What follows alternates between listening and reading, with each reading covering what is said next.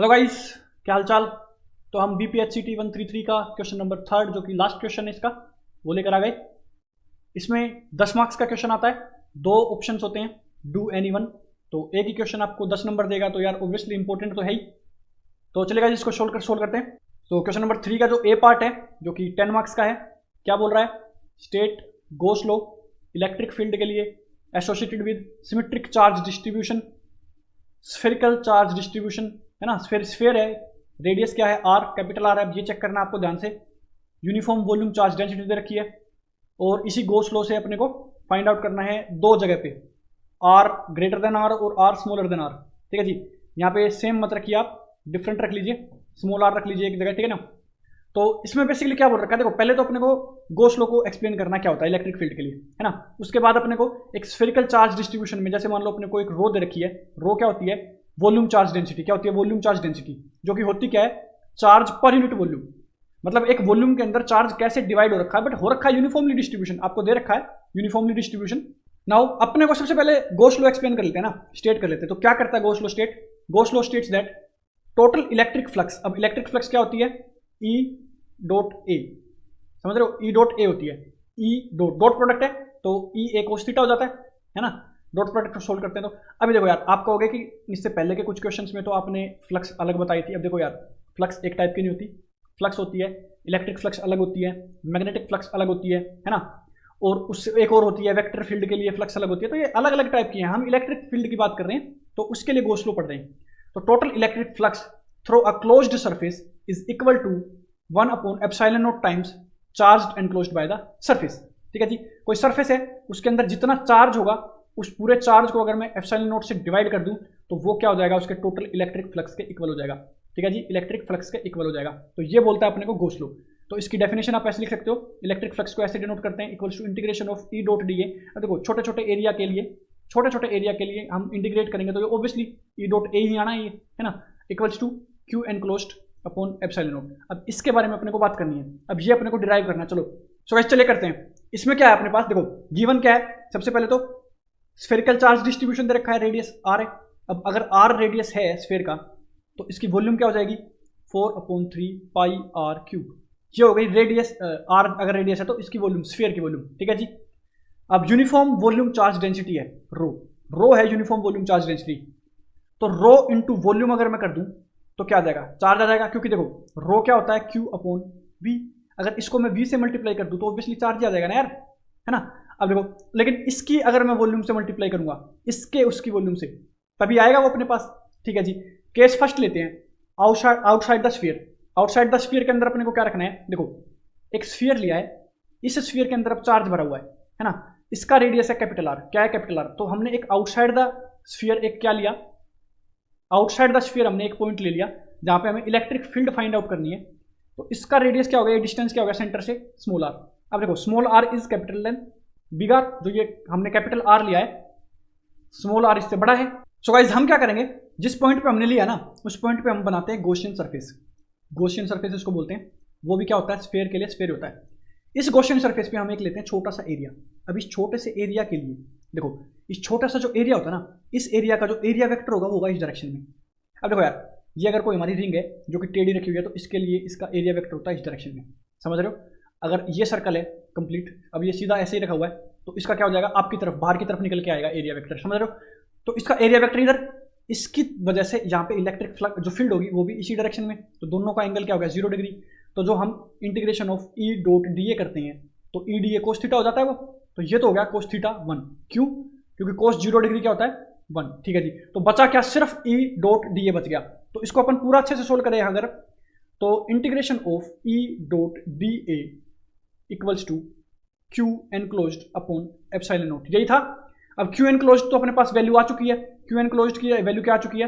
देखो रो था into 4/3 pi r cube. तो इसकी जगह तो हम ये रख देंगे। ठीक है जी, रख दिया। ये हमने देख लिया कि अब ये डॉट प्रोडक्ट हट चुका है, क्योंकि कोस 0 क्या हो गया? 1। तो ये क्या हो गया? Integration of E d A equals to Q enclosed की जगह क्या? Rho into 4/3 pi r cube. ठीक है जी। अब देखो ई जो इलेक्ट्रिक फील्ड है, आप यहां पे चेक करो, इस सेंटर से हर एक डायरेक्शन में या कहीं पे भी ले लो आप, इस पूरे के पूरे जो गॉसियन सरफेस की हम बात कर रहे हैं, इस पूरे गॉसियन सरफेस पे सेंटर से डिस्टेंस तो सेम है ना यार, कैपिटल आर का सेम है, सॉरी कैपिटल आर नहीं स्मॉल आर, क्योंकि कैपिटल आर तो इसका छोटे का रेडियस है ना, तो ये स्मॉल आर रेडियस तो सेम है ना यार। अब सेम आर रेडियस होने की वजह से, सेम डिस्टेंस होने की वजह से, तो इलेक्ट्रिक फील्ड तो क्या हो गई, कांस्टेंट। अब इंटीग्रेशन में कांस्टेंट टर्म तो बाहर आ जाती है, डी ए का इंटीग्रेशन हो जाएगा ए, तो ये हो गया अपने पास रो 4 pi r cube upon 3। Area लेना है अब अपने को। अब एरिया हम लेते हैं किसका, गॉसियन सरफेस का। किसका लेते हैं भैया, गॉसियन सरफेस का, क्योंकि यार स्मॉल आर हमने जो स्मॉल वो लिया था, देखो यहाँ पे ध्यान से, स्मॉल जो एरिया हमने लिया था ये किसका लिया था, गॉसियन सरफेस का ही तो लिया था ना। तो गॉसियन सरफेस का अपन को एरिया लेना है, तो गॉसियन सरफेस के लिए एरिया के लिए अपन को क्या करना है, E into 4 pi r square. देखो 4 पाई आर स्क्वायर होता है, ये तो अपने को पता है, 4 पाई आर स्क्वायर होता है किसका, एरिया ऑफ द स्फीयर, ठीक है जी। अब 4 पाई आर, अब आर कौन सा लेना है, देखो छोटा लेना है। क्यों लेना छोटा, क्योंकि छोटा जो है वो गॉसियन सरफेस के लिए है, ये है छोटा बट ये ग्रेटर देन है कैपिटल आर, समझ रहे हो। तो ये हो गया equals to rho 4 pi r cube upon में 3। नाउ अपने को तो देखो यार इलेक्ट्रिक फील्ड निकालनी थी ना, अब इलेक्ट्रिक फील्ड को एक तरफ रख के बाकी दूसरी तरफ ले जाओ सारी चीजों को, है ना। क्या आ जाएगा अपने पास, electric field E equals to rho 4 pi r cube upon 3 4 pi r square. R से आर कट गया, अब नहीं कटेगा मेरे भाई, ये आर अलग है, ये आर अलग है, दोनों डिस्टेंस अलग अलग है। हाँ 4 पाई से 4 पाई आप काट सकते हो, तो E is equal to rho 4 pi r cube upon 3 r square. ये आ गया आपके पास, सॉरी 4 पाई तो कट चुका है ना, rho r cube upon 3 r square. तो ये आपके पास क्या आ जाती है, electric field outside the sphere. अब यहां पे भी यही चीजें रखी है, ये आपने किया हुआ है, इसका आप स्क्रीनशॉट ले सकते हो अच्छे से, है ना, ये आप ले सकते हो इसका, आप पहले भी ले सकते हो यार इसको, ये सब लिखने से पहले। इसके बाद ये आपको आ गया, उसके बाद इसको आप चेक करोगे तो ये आपका गलत लिखा हुआ है, ये नहीं आएगा, तो इसको आप रहने दीजिए, आप वही लिख लीजिएगा नोट डाउन, मैं यहाँ पे लिख देता हूँ, E equals to rho r cube upon epsilon naught r square, ठीक है जी, यही था ना, rho r cube upon 3 epsilon naught r square. 3 भी तो बताया ना नीचे, ये 3 वाला, ठीक है जी। तो ये आ गया अपने पास, यहाँ पे चेक कर सकते हैं हमने क्या लिखा है, हाँ सेम है। नाउ इसका अपने को क्या चेक करना है, इनसाइड द स्फीयर चेक करना है। क्या चेक करना है अपने को, इनसाइड द स्फीयर, जो कि आर लेस देन आर रहे, ठीक है जी। हमने क्या ले लिया, एक स्फीयर ले लिया जो अंदर किससे भरा हुआ है, चार्ज से भरा हुआ है जी, ठीक है जी। अब यहाँ का जो इसका सेंटर से इसका जो बड़ा रेडियस तो आ रही है, अब यहाँ पे जो आर होगा वो ग्रेटर देन आर हो जाएगा, है ना। अब इसके अंदर कोई पॉइंट लेना, मान लो मैंने इस पॉइंट पे ले लिया बात, इस पॉइंट की बात करूँ, यहाँ पे हम क्या करेंगे, गॉसियन सरफेस बना लेंगे, इसका जो वही एरिया वाली बात, एरिया लेंगे छोटा सा एरिया, डायरेक्शन इसी तरफ तो कोस 0 डिग्री 1, तो उसकी तो कोई टेंशन लेने की जरूरत ना है। अब अपने को क्या करना है, देखो ध्यान से, अब गॉसियन सरफेस ये है जिसका रेडियस क्या है, स्मॉल आर है। Now Q enclosed upon epsilon not अपने को लिखना है, चलो जी करते हैं जी सोल्व। इसको कैसे होगा भैया, integration of E dot d A, अब डॉट रहने दो, E d A equals to Q enclosed upon epsilon naught. Q enclosed निकालते हैं, क्यू एनक्लोज्ड क्या हो जाएगा, रो इंटू वॉल्यूम। अब ध्यान से देखो, हमें जो है वॉल्यूम लेनी है ना, तो हम देखो इसके अंदर जो चार्ज होगा डिस्ट्रीब्यूशन, उसी चार्ज की वजह से तो फील्ड आएगी, बाहर के चार्ज की वजह से तो क्या कुछ फील्ड फील्ड आती है, समझ रहे हो, अंदर की ही बात होती है। अब जब अंदर की बात है तो अंदर का देखो, गोस लॉ ये बोलता है कि अंदर चार्ज जो रखा हुआ है ना उसी की बात होती है, आउटसाइड चार्ज का कोई फर्क नहीं पड़ता, ठीक है जी। अब वॉल्यूम हमें क्या लेनी है, वॉल्यूम हमें छोटे वाले गॉसियन सरफेस की ही लेनी है अब यहाँ पे, क्यों, उसी के अंदर तो चार्ज है। अब देख ध्यान से देखो, हम बात करें कि एक ये छोटा डिब्बा है और एक बड़ा डिब्बा रखा हुआ है ना, इस छोटे डिब्बे के अंदर की बात है, इसकी वॉल्यूम क्या है, 30 वॉल्यूम है इसकी, ठीक है, इसकी वॉल्यूम क्या है, 30 है। अब नाउ इस छोटे डिब्बे के अंदर हम बात कर रहे हैं कि क्या भरा हुआ है, चार्ज भरा हुआ है, बड़े डिब्बे के अंदर नहीं जाएगा, छोटे के अंदर ही भरा हुआ है चार्ज, इसी की वजह से तो यहाँ पे फील्ड आएगी ना, इसकी वजह से तो यहाँ पे नहीं आ जाएगी, इसकी वजह से। अब देखो इसका क्या है, मान लो हम बात करें मास मास की बात कर लें, ठीक है, 100 kg पर मीटर क्यूब भरा हुआ है, कितना है, 30 मीटर क्यूब इसकी वॉल्यूम है, 100 kg पर मीटर क्यूब भरा हुआ है, तो इसी की तो वॉल्यूम लेंगे ना, इसमें कंप्लीट कितना चार्ज भरा हुआ है, इस छोटे के अंदर ही तो बात करेंगे ना यार, इसी की वजह से तो यहाँ पे आएगी, तो कितना हो जाएगा 100 × 30, है ना, तो इसी की वॉल्यूम की हमने बात करनी है। तो क्यू एनक्लोज्ड जो होगा वो rho into volume of small 4/3 pi r cube, अब आर छोटा ही लेना अपने को, है ना। नाउ ये हो गया अपने पास, अब ये वॉल्यूम अपने को पुट करनी है क्यू एनक्लोज्ड की जगह, तो ई डी ए बाहर आ जाएगा, सेम चीज करनी है, ई कॉन्स्टेंट है बाहर आ जाएगा, और डी ए क्या अपने पास वही, अब देखो डी ए गॉसियन सरफेस का ही लेना होता है, तो 4 पाई आर स्क्वायर। अब यहाँ पे आर जो है ना सेम है दोनों का, ठीक है जी, इक्वल्स टू क्यू एनक्लोज्ड की जगह क्या है, रो इंटू 4/3 पाई आर क्यूब, इसको जब मैं यहाँ ले आऊँगा 4 पाई आर स्क्वायर, 4 पाई से 4 पाई कट गया। अब ये आर कट सकता है क्योंकि सेम लिया हुआ है आर, तो इसकी क्या आ जाएगी फील्ड की value, E is equal to rho r upon 3। ठीक है जी, और तो कुछ नहीं बता देगा, 4 पाई से 4 पाई कट, हाँ ठीक है, ये आ गई वैल्यू। तो ये नोट डाउन कर लीजिएगा आप, क्या पता है यहाँ पे भी अपने हमने रॉन्ग लिखा हुआ है, हाँ यहाँ पे भी गलत है, ये नहीं आएगा, रो आर अपॉन 3 ये आएगा। ठीक है जी, तो यहाँ तक आएगा। अब देखो यार 4 पाई है तो इसको तो कट किया ही नहीं, डायरेक्ट लिख दिया है ना, तो ये मिस्टेक हो रखी है, टाइपिंग मिस्टेक। तो ये था आपका फर्स्ट क्वेश्चन, इसका ए पार्ट। नाउ इसका बी पार्ट देखते हैं गाइस। नाउ गाइस इसका जो सेकंड है ऑप्शन में आता है जो, उसका ए पार्ट है। बी का फर्स्ट पार्ट क्या बोल रहा है, starting from the integral form Ampere's law. Ampere's law की जो ये फॉर्म है इंटीग्रल फॉर्म, ये अपने को गिवन ही होती है, बाकी इसको आपको पता भी होता है। एम्पियर लॉ अलग होता है। एम्पियर लॉ क्या स्टेट करता है कि line integral of magnetic field, line integral of magnetic field. देखो उसमें क्या था, गॉस लॉ के अंदर ई डॉट डी ए लिखते थे, यहाँ पे बी डॉट डी एल लिखते हैं ना, equals to mu naught I enclosed होता है। ठीक है जी, म्यू नॉट क्या होता है, परमिटिविटी ऑफ स्पेस। ठीक है जी, अब एम्पियर्स लॉ का इंटीग्रल फॉर्म ये है अपने को, ये तो गिवन ही है। ठीक है जी, उसके बाद आई एनक्लोज्ड जो होता है ना, उसको हम एक करंट डेंसिटी की फॉर्म में भी लिख सकते हैं, integration of current density vector dot d ए, इस टाइप में भी लिख सकते हैं। अब करंट डेंसिटी क्या होती है, करंट अपॉन में एरिया, इसको एरिया से मल्टीप्लाई कर दो तो करंट ही ना आ जाएगा, वही चीज़ है। तो ये इस फॉर्म में लिख सकते हैं। तो आई एनक्लोज्ड की वैल्यू जो यहाँ पे थी उसको इसमें पुट कर दिया, तो क्या बन गया अपना, line integral of B magnetic field equals to mu naught into areal integral of current density. ठीक है जी, नाउ नेक्स्ट अपन क्या करेंगे, स्टोक्स थ्योरम लगा देंगे। अब बी डॉट डी एल जो होती है वो क्या होती है, curl of B dot d A, है ना। अब ये अपने पास स्टोक्स थ्योरम है। अब स्टोक्स थ्योरम आपको पता होनी चाहिए, तो ये जो है अपने पास, इसको जब अपन सोल्व करेंगे तो ये इसको भी पुट कर देते हैं जो अपने पास वैल्यू आई थी। ठीक है जी, ये भी है और ये भी है, तो दोनों आपस में नहीं इक्वल हो जाएंगे। अरे देख यार, ए इज इक्वल टू बी है और बी इक्वल्स टू सी है, तो ए इक्वल्स टू सी तो ऑटोमेटिकली हो गया ना, ये इसके भी इक्वल है और ये पीछे अपन ने देखा इसके भी इक्वल है, सॉरी इसके भी इक्वल है और ये इसके भी इक्वल है, तो ये दोनों आपस में नहीं इक्वल हो जाएंगे ए और सी। ठीक है जी, ये इक्वल कर दिया हमने। अब देखो डी ए इंटीग्रेशन हो रहा है दोनों में, और क्या है, सरफेस इंटीग्रल है, सरफेस इंटीग्रल है ना दोनों में, क्योंकि एरिया एरिया का है, तो हम ये इक्वल्स टू ये लिख सकते हैं, है ना। तो म्यू नॉट तो कांस्टेंट ही है, तो ये हो गया अपने पास आ गया। तो यही होती है अपने पास differential form of Ampere's law, differential form of Ampere's law. इसी क्वेश्चन का एक और पार्ट था, क्या है कि भैया क्या बी जो है वो कंजर्वेटिव फील्ड है। अब कंजर्वेटिव फील्ड जो होती है ना भैया, वो कब होती है, जब जो इसका कर्ल हम निकालते हैं ना वो किसके इक्वल आ जाए, जीरो के इक्वल। कर्ल जो हम फाइंड आउट करते हैं वो जीरो के इक्वल अगर आ जाए, अब देखो कर्ल जीरो के इक्वल कब आएगा, देखो ये चीज है। अब इसमें ये कर्ल पूरा का पूरा जीरो के इक्वल कब आएगा, देखो म्यू नॉट तो जीरो नहीं हो सकता कांस्टेंट टर्म है फ्री स्पेस के लिए, जब जे जीरो हो जाएगा, जब करंट डेंसिटी जीरो हो जाएगी।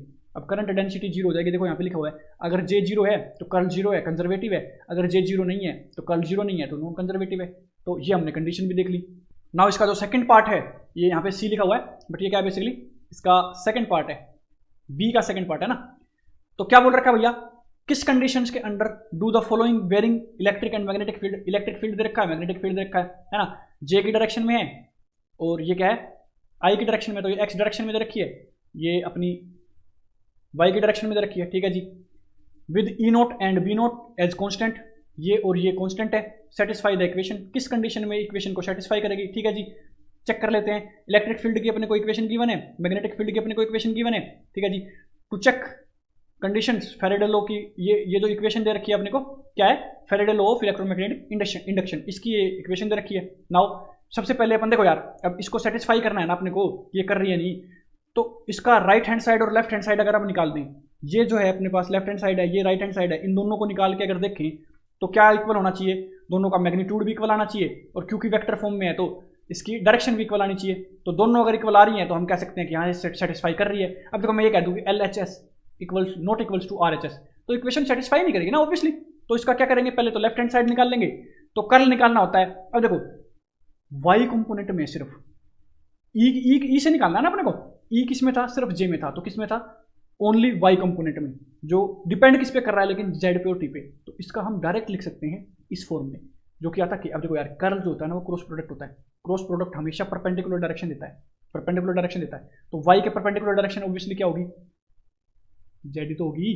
और कर्ल निकालते हुए हम पार्शियल डिफरेंशिएशन लेते हैं, तो पार्शियल डिफरेंशिएशन जेड के रिस्पेक्ट में ई, क्योंकि देखो जेड पे और टी पे डिपेंड कर रहा है, इसीलिए हमने जेड लिया और इसीलिए हमने यहाँ पे जेड लिया, वरना एक्स भी तो वाई के परपेंडिकुलर डायरेक्शन ही होती है, बट किस पे डिपेंड कर रहा है, जेड पे डिपेंड कर रहा है। तो इसीलिए हम जेड के रिस्पेक्ट में करेंगे और जेड की ही डायरेक्शन लेंगे। तो डायरेक्शन क्या आ रही है, जेड की के कैप डायरेक्शन आ रही है। और ये हो गई वैल्यू।